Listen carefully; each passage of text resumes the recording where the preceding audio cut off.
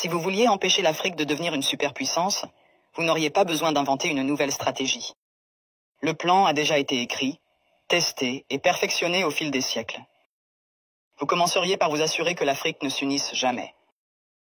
Le moyen le plus simple de le faire est de maintenir les gens divisés selon des lignes ethniques, tribales et religieuses. S'ils commencent à travailler ensemble, rappelez-leur les griefs passés. Ravivez les vieilles blessures, financez les mouvements séparatistes, maintenez les différends frontaliers non résolus. Assurez-vous qu'à chaque fois qu'ils font un pas en avant, ils en font deux en arrière parce qu'ils sont trop occupés à se battre entre eux. Vous installeriez des dirigeants qui servent des intérêts étrangers, pas leur peuple. Trouvez les plus corrompus, les plus facilement manipulables, ceux qui désirent la richesse et le statut plus que le progrès. Offrez-leur le pouvoir en échange de leur loyauté. Si un leader émerge qui se soucie réellement de l'Afrique, débarrassez-vous de lui. Assassinez-les si nécessaire. Mais si c'est trop compliqué, déstabilisez simplement leur gouvernement et soutenez un coup d'État. S'ils parlent de nationaliser les ressources, faites-en un exemple. S'ils essaient d'unir l'Afrique, éliminez-les avant que l'idée ne se propage. Vous maintenez l'Afrique économiquement faible en vous assurant qu'elle ne s'industrialise jamais. Laissez-les exporter des matières premières, mais ne les laissez jamais les transformer eux-mêmes. Contrôlez les mines, les champs pétrolifères, les minéraux rares. Gardez-les à vendre à bas prix et à acheter cher. Si un pays essaie de se libérer et de construire ses propres industries, sabotez-le. Imposez des sanctions, déstabilisez sa monnaie. Financez l'opposition locale, faites s'effondrer son économie. Si cela ne fonctionne pas, orchestrez une guerre civile. Les gens ne peuvent pas construire quand ils sont trop occupés à essayer de survivre.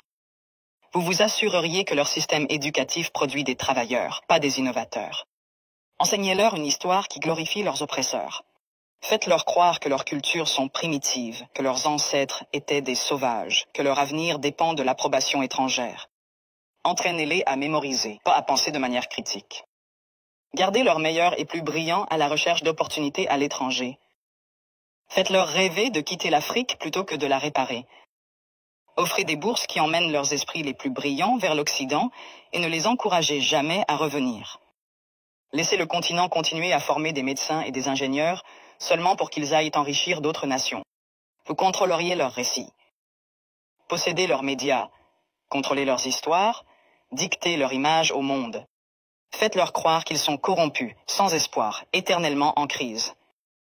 Inondez leurs écrans de pornographie de la pauvreté et de zones de guerre. Montrez-leur des publicités caritatives qui leur font croire qu'ils sont impuissants, sans l'aide étrangère. Minimisez leur réussite.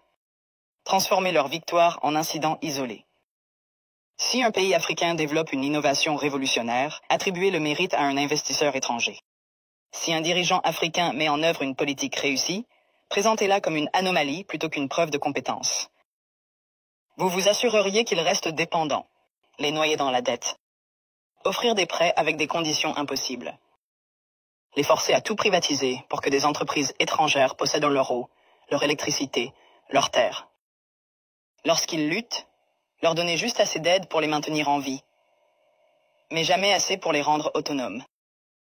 Utiliser des œuvres de charité pour créer une culture de dépendance plutôt que de résilience. Les faire penser que l'intervention étrangère est nécessaire, qu'ils ne peuvent pas résoudre leurs propres problèmes, qu'ils ont toujours besoin d'aide de l'extérieur.